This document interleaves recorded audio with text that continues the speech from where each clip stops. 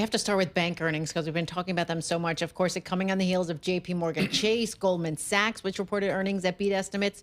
So we'll start with Bank of America. Stock traders, they posted a record quarter. Net interest income topped estimates. Another specific, revenue from equity trading rose 17% to $2.18 billion. Trading of fixed income, currencies, commodities came in close to expectations, but a lot of people want to hear what the CEOs want to say, right? So this is CEO Brian Moynihan said it's business clients, they've been performing well. Also, consumers have shown resilience and that they're continuing to spend. So that really stuck out to a lot of folks. Citigroup, they inched a little bit closer to key profitability target first quarter, lifted its return tangible common equity 9.1% in the quarter. And that's really big because CEO Jane Fraser, she set this target for reaching 10 to 11% by the end of next year.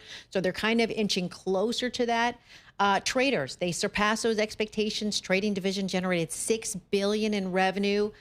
They also drew a record haul from its wealth business, and this is really a key area under Fraser. Saw 24% revenue jump to a record $2.1 billion. The only downfall, the equities haul at Citigroup lagged increases of more than 40% at rivals JP Morgan Chase and Morgan Stanley. And another one we've been talking about company is Boeing.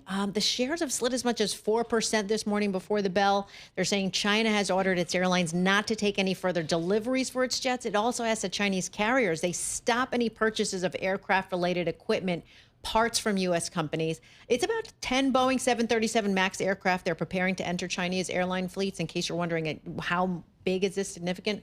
But the trade war is heating up. We've been talking about it. President Trump, right, levied tariffs, 145% on Chinese goods. Beijing then had those retaliatory tariffs, 125. And it changes. And that's the whole thing, is that even this can change at any moment. So we don't know. We've already seen President Trump kind of backtrack on some U.S. levies, too, from here. But it just goes to show you, through Monday, Boeing shares have declined about 10% this year.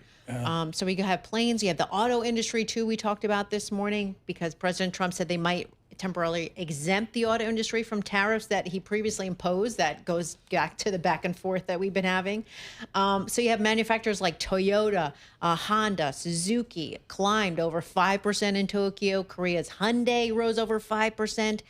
Then the European car makers, too, on the flip side, they're on the rise. You have Stellantis jumped about 6%. Volkswagen, BMW both rose over 2%. General Motors and Ford, though, they've been lower this morning, down about 1% for both. Is your head spinning after that? It is. My it's head's like, spinning. What's going on? I don't know how you do it. But it's hard to keep track because it just keeps changing. Right. You know, we don't know what's happening in the next hour. Lisa, that was actually brilliant. I mean, folks, it's not easy to do given the crisis we're in and the moment we're in here, hanging on every headline. Lisa Mateo there